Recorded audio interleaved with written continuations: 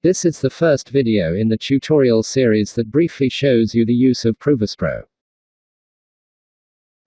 It is not our intention to go into details about the use of ProVasPro.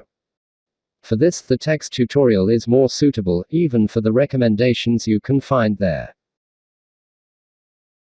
In this first video, we are going to perform the course start tasks. We are going to register our first school and the first class, and then we will register the first module and the students in our class. This is all you need to start your assessments. Touching the first icon on the left of the bottom menu, we enter classes. To register a school, we tap on the bar over the title and choose New School. This opens a window where we just need to enter the name of the school. Note that with ProVasPro, we can register as many schools as needed. After entering the name of the school, you just need to confirm the new school with OK. The name of the school now appears in the bar under the title Classes. And just below, a new item, with which we will register classes at school. To register a class with a quick touch on the new item, we open the New Class window. We enter the name of the class in the Class Designation field. The name of my first class will be English 1A. Confirm by pressing OK and the new class will appear listed as an item, just under the heading Classes. We can now add the remaining classes to the school. If you need to change or delete any item, just open the Edit window with a long tap and change as desired.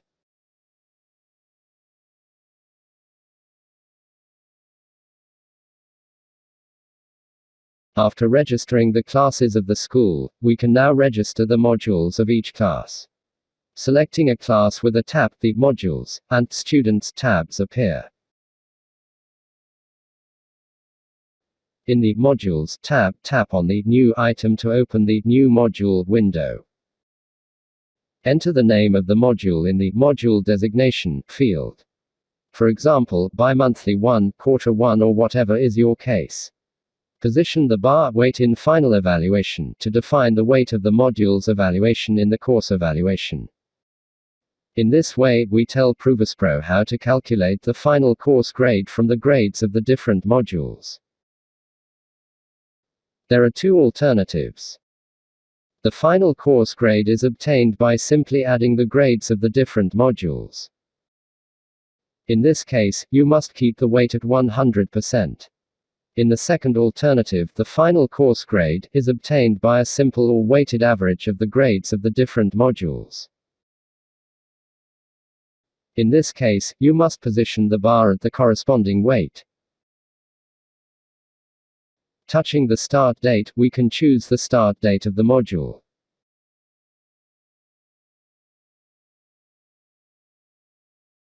Confirm the module with OK. The new module will appear listed under the Modules tab. We can now create the remaining modules for each class. Even if we do not know the start date for each module, we can arbitrate future dates and change them in the future. With the classes created, we can register students in the corresponding classes. To register a student in a class, on the Students tab, we tap the New item and open the New Student window. In the first field, we enter the student's number. In the second field, we insert the student's name. In the third field, the student's email. Note that this field is optional. In the end, we confirm the new student with OK. The new student has been successfully inserted and is now listed. This method is useful when we want to register a few students. But, if the goal is to register all students in all classes, then it is no longer functional. For this, there is an alternative method, which allows to register the students of a class, at once, from an Excel list. We'll see how in the next video. Before we finish, because we are going to import students to this class, from an Excel list, we are going to remove this student. With a long tap on the corresponding item. In this case, the student item, we choose Delete. We confirm, again in Delete, and the student is eliminated. This concludes the registration process for schools, classes, modules, and students. In the next video, we'll see how to register our wholesale students.